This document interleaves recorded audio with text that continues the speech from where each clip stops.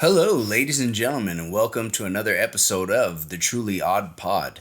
Today we will be discussing game news and movie news.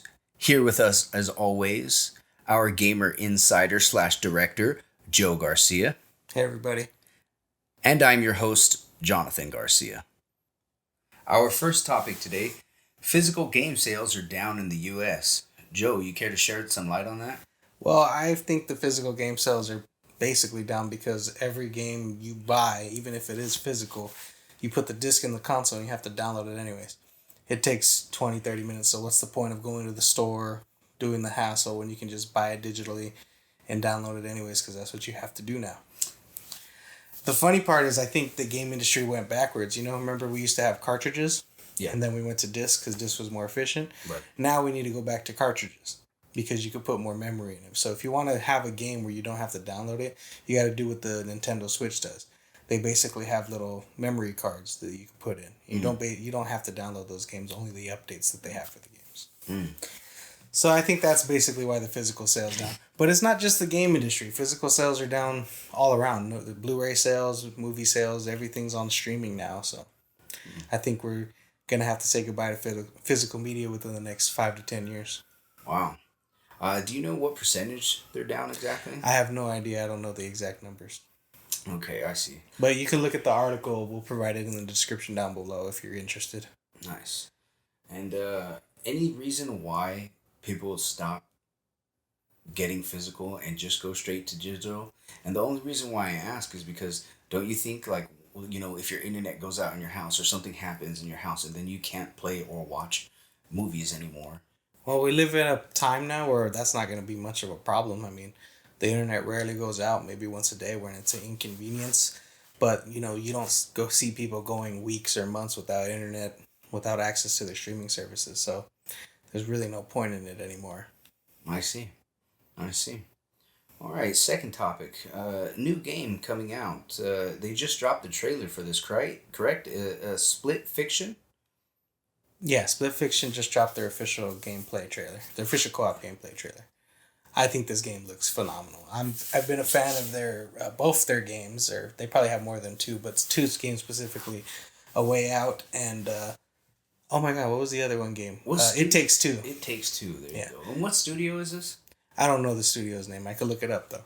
Oh, okay, I see. Let's look it up real quick. Yeah. But tell them what you think about It Takes Two. Let's do it for the fans. Well, I mean, me personally, I love both of their games coming out. I've been waiting for 2-player games. Like, I guess not. It doesn't have to be split screen for me. I don't know what else would it be? I guess, but Hazelight Studio is the studio. So Hazelight Studio has, I think they won Game of the Year with It Takes Two, well deserved. And if this game's as good or close to as good as It Takes Two was, then they're probably looking to win another Game of the Year award. I love this way this game is looking. I can't wait to play it with you, with my lady. So that's going to be a lot of fun. Yeah, I can't wait till they start coming out with more games that are co-op. Because, I mean, me and you, like, the last game that I can remember playing co-op with you that was so fun was Army of Two. Yeah, I'm hoping that right now they're doing family-friendly films. A Way Out wasn't necessarily family-friendly, but I'm hoping eventually they'll go towards a more adult-type game. Hopefully, we can get to enjoy some co-op game. We don't really get to enjoy those anymore. Yeah, seriously. I'm excited. The game trailer looks awesome. It looks like a fun adventure. Almost like It Takes Two was. And then I don't know if our viewers here played Get Out, but A Way Out. A Way Out, but it was just dumb fun. Breaking out of prison with you was freaking amazing. So I hope they do another game like that where it's a little bit more, serious and action packed. I mean, the other one was action packed and it was a cool little fun shooter, but I guess, I like the. It Takes Two wasn't a shooter. It was more of a. But you got to shoot in the game, like, you know what I mean? Well, it depends on what game mode you were playing. You had different powers and different abilities depending on what. It satisfied my craving for action, though. Is what I meant to say, I guess. Yeah, it was fun. Next, Ubisoft closes French game studios, eliminating 185 jobs. What's up? Yeah, well, I honestly think a lot of these studios are weird to say because this is $1 billion industry, but I think a lot of them are biting off more than they can chew. They're developing games that are going nowhere. I mean, they basically recently did what's a good example? Prince of Persia: Sands of Time remake, and they basically scrapped it. So all that money spent, all that time in development, and it's just gone now. So I think they're doing that with a lot of their development cycles. Just games aren't coming out the way that they should, and I think the problem is there's just too many head up or too many people up top saying, "Hey, we need to make this game," and not really feeling like the drive and the want to be creative with this with the video game process. And Wow. so we're gonna see more game studios closing down if these bigger studios don't get their ducks in a row and realize that, hey, the games that we're developing, are important, and we need to break it down before we even hit the development Yeah. life cycle. So why do you think they ended Prince of Persia? Because Prince of Persia, I know, had a lot of people excited. They did. Basically, I think the problem was that the game didn't come out the way that they hoped. It probably just didn't look and feel the way that they wanted. But it's a remake, so I don't understand. They should have known that the game needed more development or more time way before they announced the trailer, and just basically put it on the back burner. Oh gosh. Really quickly with Xbox, our next topic here, kind of coming into that, is Microsoft reveals their 2024's best-selling Xbox games. So with that, we have. I'm just gonna do the maybe top 5 or 6 is 7 Days to Die, Avatar, Call of Duty Black Ops 6, Dragon Age, Dragon Ball Sparking Zero, Dragon's Dogma 2, EA Sports College Football 2025, EA Sports FC 25, and then Madden NFL 25. So, really quickly, what I'm noticing about their top games right here is none of these are Xbox exclusives. Do you think that's going to create a problem for them? It is a problem for them. Basically, Xbox is showing us that no one wants to buy their exclusive games. And honestly, what's the point when you have Xbox Game Pass? Xbox Game Pass is good for gamers because, you get to play all these exclusive games on their platform, whether it's PC or on Xbox, but it's a hindrance to the company overall. Look at Sony, look at Nintendo. They basically release their games, they make all the money off the games. Then after a certain amount of time, then they'll put it on their free of the month, their streaming, so-called streaming service, PlayStation Now or whatever it's called at the moment. Right. So they are missing out on a lot of money because they have some of the most popular franchises from Halo, Gears of War. I think they have Fable coming out, but those games aren't going to make good sales because they already are for free right away on their Game Pass service. I see.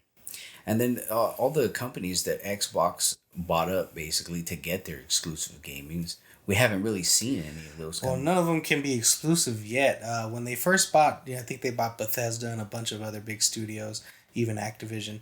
Those games can't be exclusive to Xbox because they have some licensing. Now we're coming up at the time. I think it's been about 3 or 4 years since they bought it, so we're coming to the time where now things can be exclusive on Xbox with the new development of games. But these games, like Call of Duty, for example, technically owned by Xbox because Xbox owns Activision. So they can make Call of Duty exclusive to the Xbox, but they will not do that because they're going to miss out on a lot of money from the PlayStation users, from the PC users. And so certain games like that you can't make exclusives. Right, the money's just too. Yeah, money's just too important.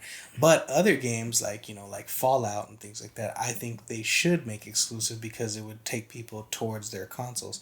But then again, they're gonna miss out on money for PlayStation. But what they're failing to understand is that's the point. You want people to go to the Xbox and to use that as their main service for video games, so that way people can be honed in on Xbox and what they got going on, all their exclusives, kind of like PlayStation does. That's why PlayStation's winning the market right now. Right, right. That makes the most sense. I honestly, gear myself toward the PlayStation and their console just because of how much of a better console I feel like it is. It's the exclusive games. That's why you go to the, and honestly, the PlayStation takes full advantage of their technology for their PlayStation. You know, the games that they got coming out aren't made for anything but the PlayStation. So when you develop a game, you have to develop it for the lowest common denominator. Mm-hmm. So if I'm making a new shooter and I want it to be on PS4, I have to develop that game so it can run on the PS4. Mm. And that slows me down from using the full power of the PS5. And that's what Xbox's problem is, because they want it to be on their older consoles and not just their console. They also want it to be on PC and not just their console. So all those aspects, because on PC, well, yeah, PC can be much more powerful than a PlayStation and an Xbox. There's also PCs out there that aren't as powerful as a PlayStation and Xbox. So they need to develop for those lower end PCs that people have out there. Mm. So that's why games don't look, sound, or are as good as they are on PlayStation. Because PlayStation's exclusive. Yeah, PlayStation's just for PlayStation. Man. Well, speaking of that, the most anticipated, our most anticipated games. So I wanted to, this is basically my segment here. So I wanted to talk about my most anticipated games for 2025, because we just started this podcast. We're on episode 4 now. So I just wanted everyone to know what games I'm looking forward to. Mm-hmm. And you can expand on any of these games if you've heard of them. I'm not sure if you have your own list. I don't know if you've looked it up. Probably. I'm going to be honest with you. I haven't really been excited for any games in a long time. I'm looking more forward to co-op gameplays, things that they don't make anymore. Okay, so you can just expand on what I got here. So, all right. Oh, and then this is what happened? Oh, I was just going to say, sidebar, anything that's first person, I just throw out the window, because if I wanted to be in first person, I would just go live my life. Oh, yeah, he's biased towards first person experiences. So in order of games I want to play, the most important one would be last. So the first game I have is Little Nightmares 3. Now I didn't really get into Little Nightmares till later on when I got with my girlfriend. She's a big fan of Little Nightmares, and I enjoy watching her play it. Me, I'm a chicken shit, so I can't really play horror games. Horror games terrify me, so really? I enjoy watching her play the game. So I'm looking forward to seeing her play the game and seeing what the storyline that they have is. So that's Little Nightmares 3. Nice. Number 2 would be Dune Awakening. I loved the Dune movie, so the thought of being within the world and playing a game sounds like a lot of fun. Yeah. But so far what I've seen up on the gameplay footage, it looks a little underdeveloped. I'm hoping that they have a little more time. But it's supposed to be releasing this year, so I don't know how much time. I'm just hoping it turns out to be a good game. Well, if you wanted to ride a desert worm, all you had to do was ask. Number 3... John Carpenter's Toxic Commando. Yeah, number 3 is John Carpenter's Toxic Commando. Now, I don't know about gameplay for this. I've only seen the one trailer. It was supposed to come out in 2024, but it got pushed. Mm-hmm. And it looks like a lot of fun. It's just like a zombie shooter game. So it looks like what a new Left 4 Dead could be. I know they got, not Left 4 Dead, what's it called? They had like a new Left 4 Dead game. I can't remember what it's called. First person or third person? First person. I'm out. Yeah, I know. So the next game would be Doom: The Dark Ages, first person. So we talked about this on the last episode, but that's just a game I'm really looking forward to. Yeah, if you want to hear more about that, go ahead and go to Truly Odd Pod 3, and you'll get some more information about that. Yeah, the next game number was, what number am I on? 1, 2, 3, 4, 5. Yeah, you're on Mafia, Old Country. Mafia Old Country, it would be the next game I'm looking forward to. Followed by Elden Ring, Nightreign. I loved the first Elden Ring game, so this one looks like it's going to be a lot of fun. This one seems to be more co-op driven, so you can play with, I think, up to 4 other players online. So I'm really looking forward to that, because I know some of my friends want to get into FromSoft and Souls-like games, but they have difficulty, where to go to get this item, what to do, just guide me so I can get into the game and show them where to go and help them along the way. So I think they'll enjoy that. That might be something you want to do too. Yeah, no, for sure. Especially if it's a third person. From what I've seen on that game, it looks, stupid fun, almost like The Witcher kind of, but better, if you would. Yeah, it's similar to that, I guess. Yeah. The next one would be Marvel 1943, Rise of Hydra. This game, looks like it's gonna be a cool story. The trailer that they have, I haven't seen gameplay, so I'm hoping it's kind of like God of War esque, where it's like seamless between cutscenes and game. Mm-hmm. But yeah, I think this one's gonna be very story driven. I love campaign games more than I like multiplayer games, so this is looking to be a good game. You saw the trailer. What are your thoughts? I am not going to lie. This looked stupid, dumb fun. I mean, I loved Captain America: First Avenger when it came out with Chris Evans, and this kind of reminded me of that. Except I get to play as the character, and then it has a cool little fight scene with Black Panther. I just hope that one, it's in third person, and two, it's just a kick-ass game. Yeah, that's why I think it's gonna be like God of War. I think it's gonna be third person, but we won't know until we see gameplay. So hopefully we'll see it this year. Mind you, all these games are subject to change because games get pushed all the time. So these games might get pushed to 2026 for all we know. But as of right now, it's looking like all these games are coming out in 2025.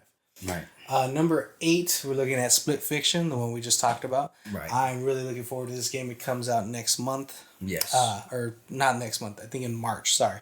It comes out in March. So that's going to be a really fun time to play that game. Yeah. I'm looking forward to really hopping on that with you and see what's up. Number 9, Grand Theft Auto 6, for obvious reasons. It's Grand Theft Auto. Who doesn't love Grand Theft Auto? So I'm just hoping they actually release it this year. So that remains to be seen. That seems to be a fun, dumb action that I am ready to play. Yeah, it's definitely going to be a good game. The last one was a lot of fun. I loved being able to jump between the 3 characters. And this one, they're introducing our first female protagonist, so that's going to be a lot of fun to actually finally, play as a girl. And I'm wondering how they're going to incorporate her aspects and her attitude and how she plays differently from the boys. That's going to be fun. I could be wrong about this, but what I think is going to happen is it's going to be kind of like a love story-esque type of thing where, But I think it's going to be like a Bonnie and Clyde type thing. Okay, yes. Yeah. Yeah, like a modern-day Bonnie and Clyde. Yeah, exactly. Running and gunning. Fuck the police. Like that type of game. Yeah, I think it's going to be fun. And lastly, Ghost of Yotei. Now, Ghost of Tsushima was probably my favorite game that year that it came out, and so Ghost of Yotei is looking to be awesome. And again, another female protagonist, so I'm curious how her fighting style is going to differentiate from our last protagonist, so that's going to be a lot of fun.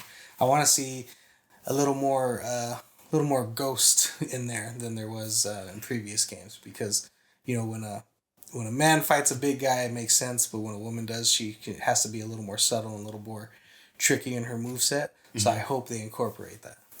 I totally see what you're saying. I know in Ghost of Tsushima, you could either choose to be the ghost or choose to stand up and fight, like a samurai, if you would. Yeah, but I just don't want to see the female character fighting the big brutes hand to hand or up close, because in real life, you're not going to win that fight. The odds of a woman winning that fight is slim. But so I would love to see them use more trickery with the way that she does things. That's why I'm hoping they incorporate more ghost aspect of her gameplay. Right, and I'm all for them even coming out with this. I mean, go girl power, as they will, and I hope it gets more ladies into gaming with, Split Fiction and Ghost of, what is it? Yotei.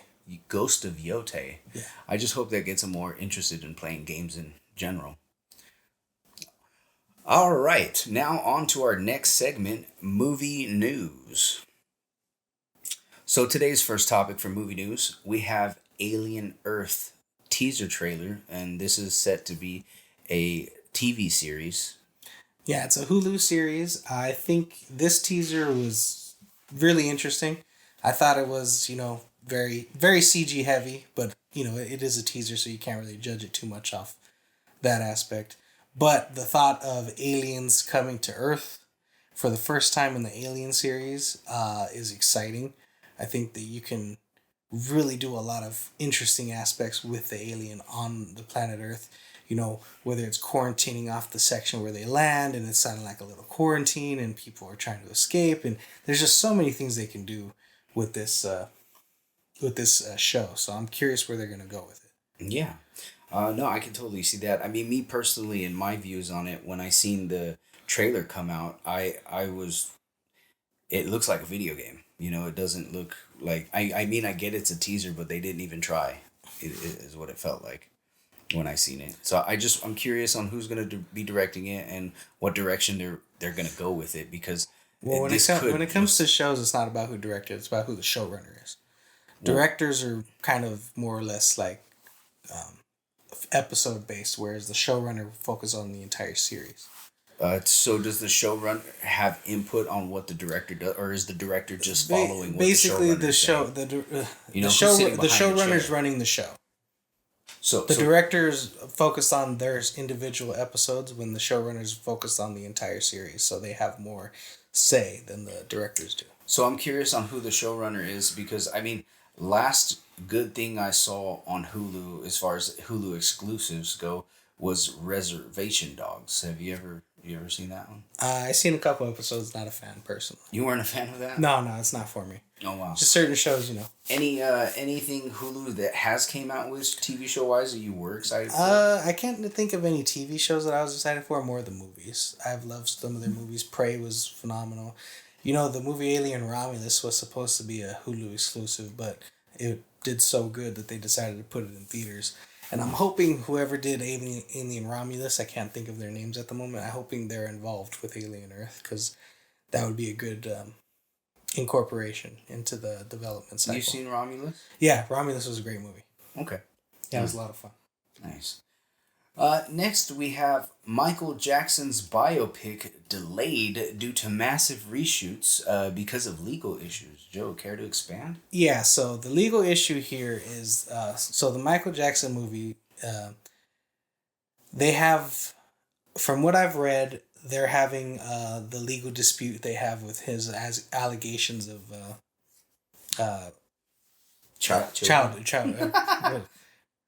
molestation. Right. Yeah, so they're gonna lean into his legal disputes there, but when they shot the movie, I think one of the legal team misread or didn't really pay attention to what was going on, and the family, when they first had their legal dispute, told the Jackson family, hey, legally you're not allowed to use any of our likeness or anything regarding our child. What? Yeah, so they basically can't even use Michael Jackson's name. No, they can use Michael Jackson. The child in question is the child that was abused. Okay. Yeah. So they can't. They can. They can't use their likeness. They can't use their story. Nothing. Okay. So the movie incorporated the actual story and was filmed that way. So they have to go do reshoots and take that whole thing out and do his allegations in a different way. Huh. I wonder why they're not letting them. Because the family legally they're not allowed to. The Jackson family is legally not allowed to say that part, because the other family in question has it legally saying that they will not disclose that information, use their likeness or anything like that. I see.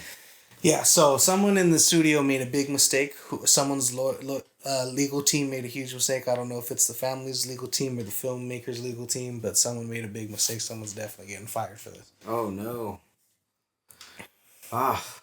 Well, hope the reshoots go good. I don't even know if I'd see that, to be honest with you. I mean, who plays Michael Jackson? Oh, Michael Jackson's nephew plays Michael Jackson.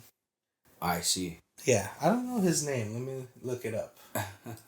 Go to the next topic. I'll look it up. Mickey Jackson. I'm just kidding. But for now, so we have our next topic would be that Superman Icon TV spot that came out, where he looks cross-eyed. He looks downright funny. To be honest with you, the whole trailer to me, the whole TV spot to me, it's just downright funny. I don't. Back to it's Jafar Jackson, so it's Michael Jackson's nephew, Jafar Jackson. Jafar. Yeah. Okay, so when it comes to the Superman trailer, it's just a quick little TV spot, nothing big, but they introduce a new shot at the end where Superman is flying, and his face looks kind of funny. Everyone online's talking about how weird he looks right now, and I think people are too quick to judge. The movie's not done. This shot might not even be in the movie by the time the movie comes out, for all we know. There's been many times where trailers have footage that are never used in the movie. But the problem with the way his face looks is they're using a certain camera lens.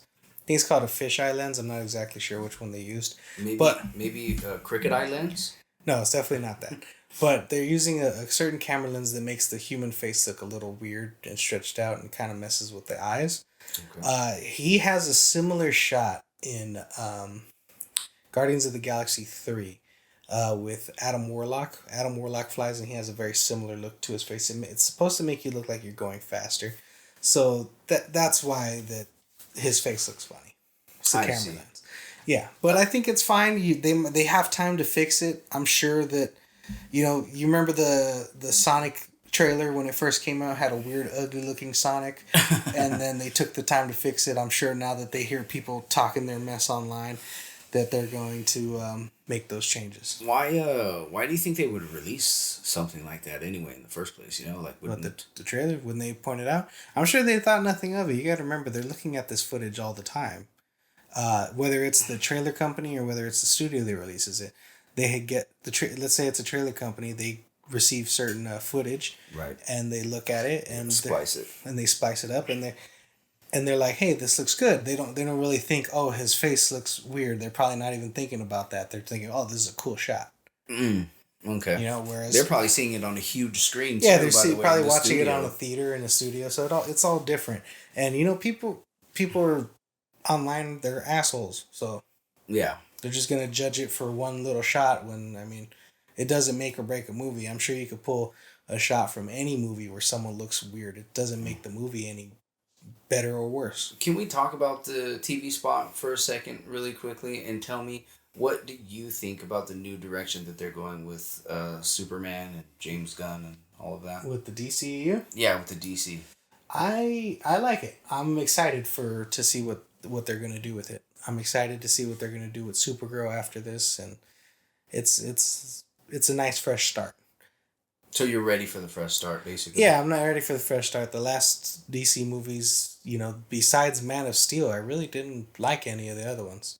I see. You don't like the I guess the direction that they went. Yeah, Batman versus Superman was not good. Justice League was not good. Well, those are pretty strong words right there. They're just not good movies. Words, The only good part about the DC previous movies was Henry Cavill. I'm very sad that he's not there no more. Yeah. I wish they would have recasted him in this part, but I get it. You got to restart. I guess. If my 2 cents on it, this new Superman that's not Superman for me.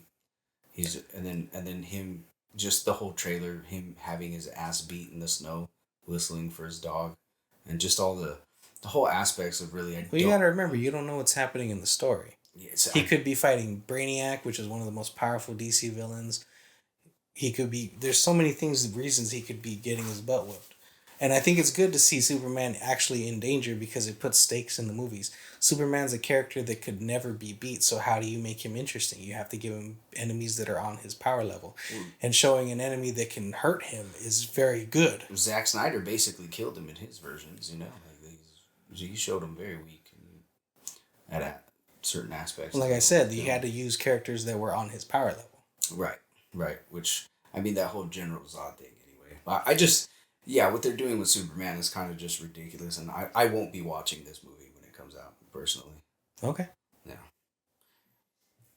All right, next we have the weekend box office reviews.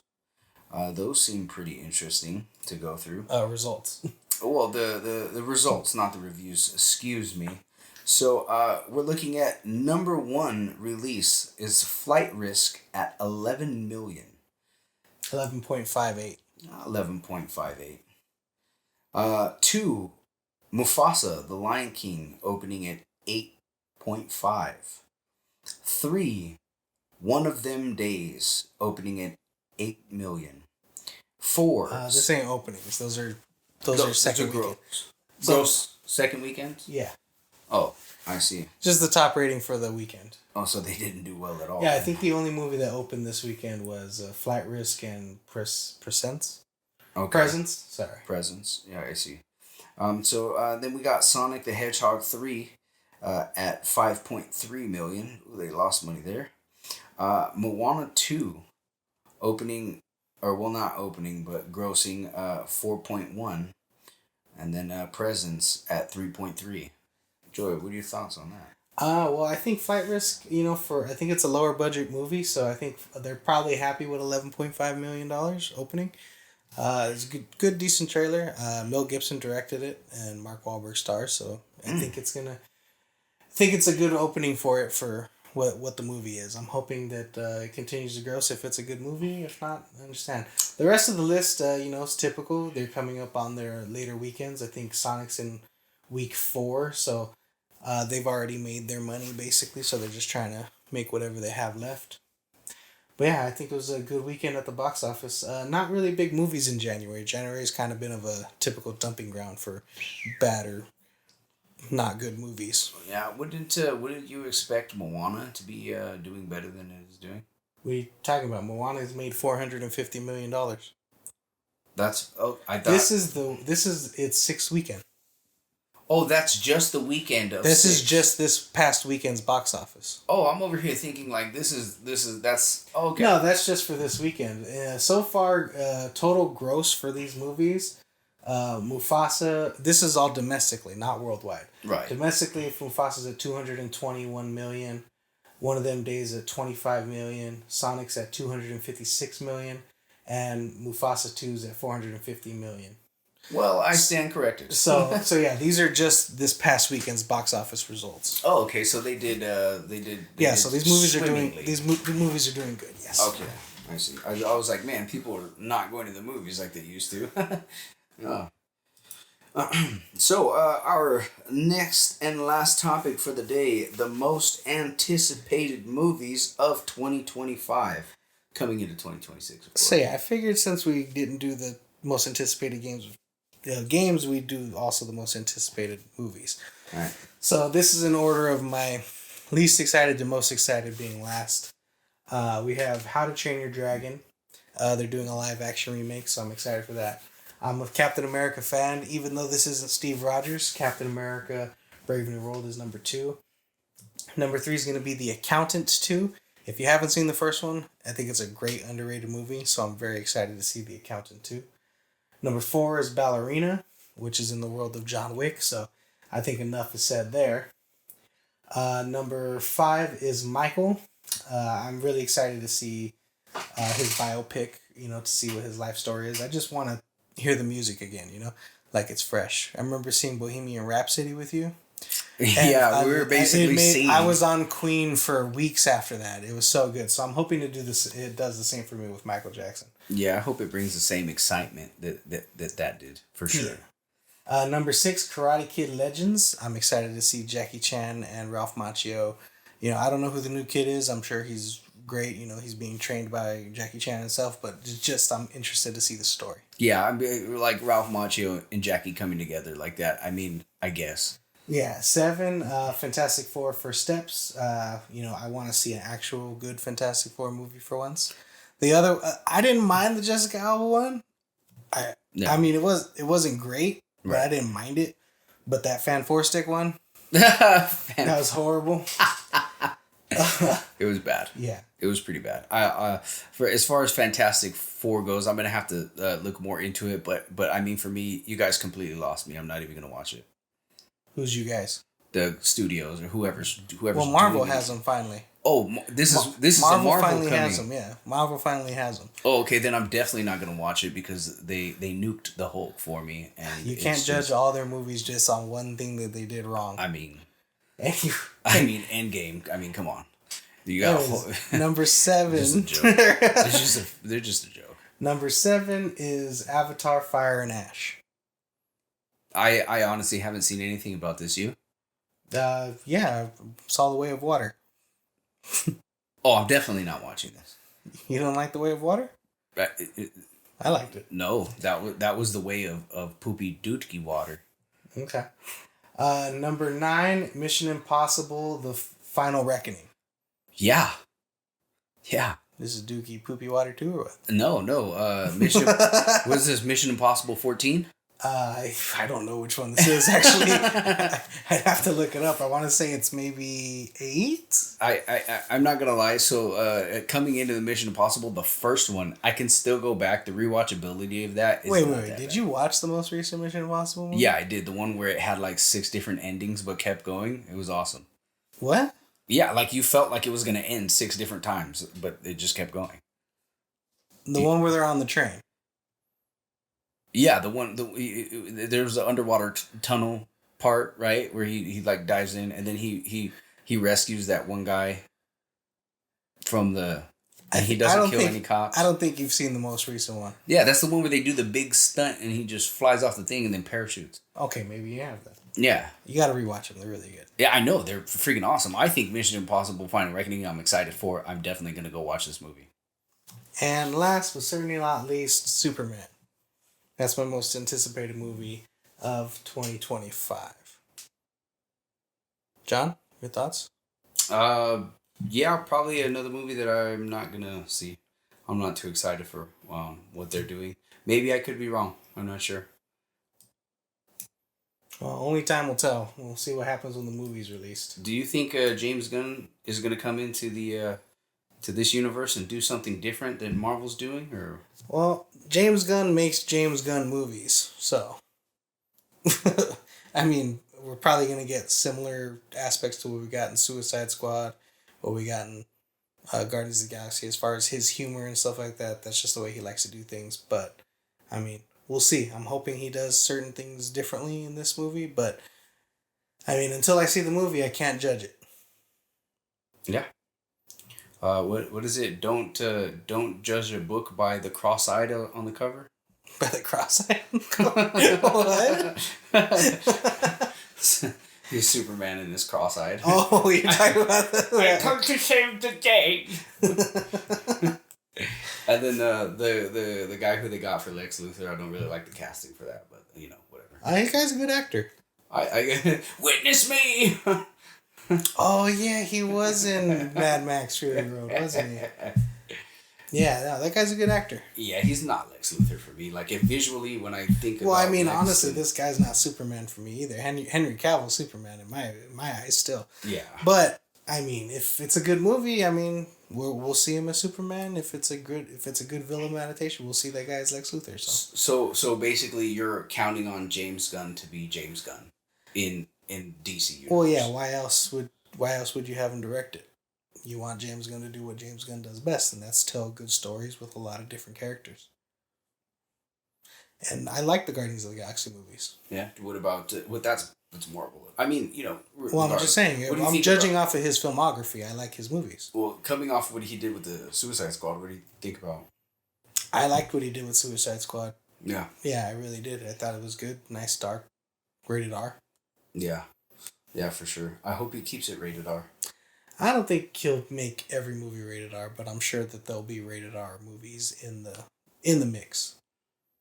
I hope. What I'm hoping for is a dark world with shining characters. That's what I'm hoping for. Ah, that's actually a good way to put it. Yeah, I want there to be, you know. Well, I mean, if you look at the trailer, there's a fucking giant eyeball attacking the city, so. Well, that's kind of really what I'm scared of, which is why I'm not excited for it. It looks whack. You don't know what he's gonna do, man. You never know. I know what he's gonna do. He's gonna look at one eye this way and then the other eye that way. No, I'm just making another joke about Batman being cross-eyed. Superman. Superman. You said Batman. Batman. I'm pretty sure they don't know their characters at this point. No, I'm throwing dicks. That's my bad. You're throwing dicks? Throwing dicks at their screen. You're throwing dicks at their faces? Dick you. All right, Dick guys. you. What are your most anticipated movies of 2025? Does your list look like mine? Are you on John's side over here thinking that they're throwing dicks at the wall, seeing what sticks? Let us know your thoughts in the comments down below. Yes, sir. And you guys have a great one. Please tune in next time for Truly Odd Pod. Have a good day, everybody. Peace.